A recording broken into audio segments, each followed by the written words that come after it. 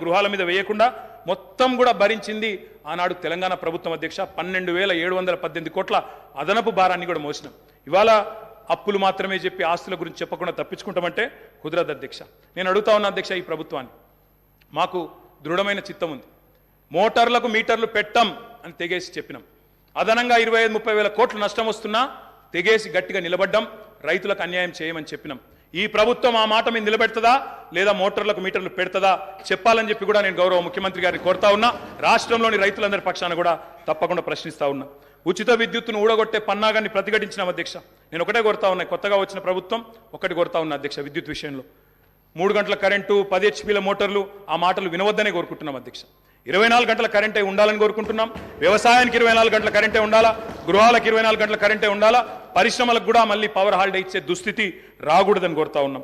వారే పిలుపునిచ్చారు అధ్యక్ష, కరెంటు బిల్లులు కట్టొద్దు, మేము వచ్చేస్తున్నాం కట్టకండి అన్నారు. మరి రాష్ట్రంలో ప్రజలు కట్టబోవడం లేదు.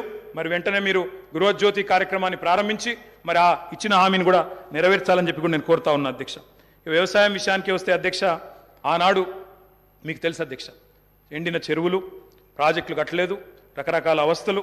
ఒక్కొక్క ప్రాజెక్టు SRSP కానీ అప్పర్ మానేరు, నా కాన్స్టిట్యున్సీ అధ్యక్ష, అప్పర్ మానేరు అధ్యక్ష 12 ఏళ్ళకు ఒకసారి నిండేది. కుడెల్లి వాగులో, మంజీరాలో నీళ్ళే వచ్చేది కాదు అధ్యక్ష. ఆనాడు ఎన్నడూ ప్రాజెక్టుల విషయంలో పెద్దగా పట్టించుకోలేదు అధ్యక్ష.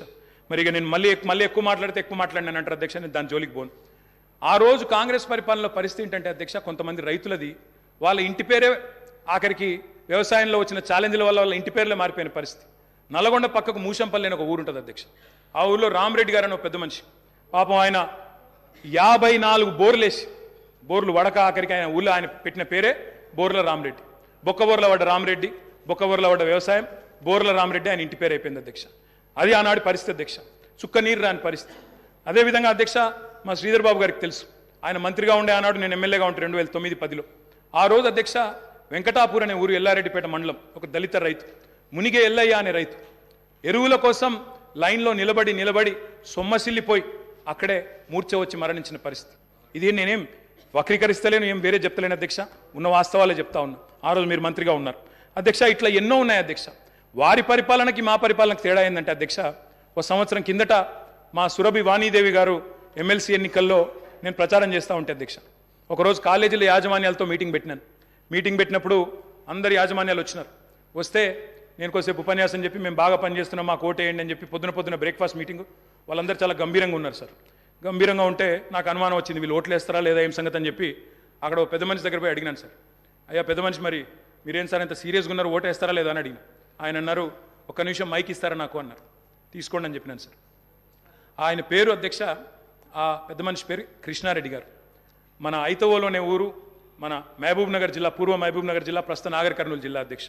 ఆయన గొప్ప మాట చెప్పినారు అధ్యక్ష. ఆయన ఏమన్నారంటే, నా పేరు కృష్ణారెడ్డి అండి, నేను SVS అనే మెడికల్ కాలేజ్ నడుపుతాను మహబూబ్ నగర్ జిల్లాలో. మరి ఒకప్పుడు నా ఊరిలో ఏమయ్యా కృష్ణారెడ్డి, నీ చేను ఎక్కడ ఉంది అంటే చెరువు కింద ఉంది అని చెప్పేటోన్ని, కానీ కేసీఆర్ గారి ప్రభుత్వం వచ్చిన తర్వాత నా చేను చెరువు కింద లేదు, నా చేను కిందికే చెరువు వచ్చింది అని ఆ కృష్ణారెడ్డి గారు చెప్పారు అధ్యక్ష. ఇది నేను చెప్పేదేమి అతిశయోక్తి కాదు అధ్యక్ష. కావాలంటే ఆ కృష్ణారెడ్డి గారిని పిలిపించి మీరు కూడా అడగొచ్చు, వారే చెప్తారు అధ్యక్ష. ఒక్క మాట అధ్యక్ష, ఇవాళ తెలంగాణలో పుట్ల కొద్ది పంటలు, ఎటు చూసినా ధాన్యం గుట్టలు అధ్యక్ష. ఎక్కడ పోయినా ఏ రోడ్డు కనబడి అధ్యక్ష మీరు రాష్ట్రంలో ధాన్యం గుట్టలు, రైతుల కళ్ళం నిండా గింజలు అధ్యక్ష. డిస్టర్బ్ చేశారు వాళ్ళే. అయినా మీరు నా మొదటి స్పీచ్, మీరు స్పీకర్ అయిన తర్వాత మీరు అగ్రికల్చర్ సార్, అది కూడా రైతుల సబ్జెక్ట్, నేనేమి సబ్జెక్టు మాట్లాడుతున్నా తప్ప ఎక్కడ పోవట్లేదు. I'm speaking strictly on subject sir, విమర్శలు కూడా నేను చేయట్లేదు అధ్యక్ష. రైతు కళ్ళం నిండా గింజలు ఉన్నాయి, పల్లెం నిండా మెతుకులు ఉన్నాయి సార్. దేశానికే గుమ్మిగా మారింది సార్ ఇవాళ తెలంగాణ. అన్నమో రామచంద్ర అని ఏడ్చిన తెలంగాణ అధ్యక్ష ఇవాళ దేశానికి అన్నం పెట్టే స్థాయికి వచ్చింది. ఒక మాటలో చెప్తా అధ్యక్ష, 2014లో ఆనాడు మొత్తం ప్రభుత్వం సేకరించిన ధాన్యం, సివిల్ సప్లైస్ కార్పొరేషన్ ద్వారా ఆనాడు ప్రభుత్వం సేకరించిన ధాన్యం, వరి ధాన్యం అధ్యక్ష 2014లో 2 పంటలు కలిపి, వానాకాలం యాసంగి కలిపి 24 లక్షల మెట్రిక్ టన్నులు సార్. పోయిన సంవత్సరం అధ్యక్ష 2022-23లో మరి మా ప్రభుత్వం వచ్చిన తర్వాత 10 ఏళ్ళు మేము తీసుకున్న చర్యల వల్ల మరి 1,30,00,000 మెట్రిక్ టన్నుల ధాన్యాన్ని సేకరించే స్థాయికి సివిల్ సప్లైస్ కార్పొరేషన్ ఎదిగింది అధ్యక్ష. 9 ఏళ్లలో రైతుల నుంచి 1,30,000 కోట్ల విలువ చేసే ధాన్యాన్ని కొనుగోలు చేసినాం. పంటల విస్తీర్ణాన్ని 1,31,00,000 ఎకరాల నుంచి 2,68,00,000 ఎకరాలకు చేర్చింది కేసీఆర్ గారి ప్రభుత్వం అధ్యక్ష. ఎట్లా సాధ్యమైంది అధ్యక్ష ఇది?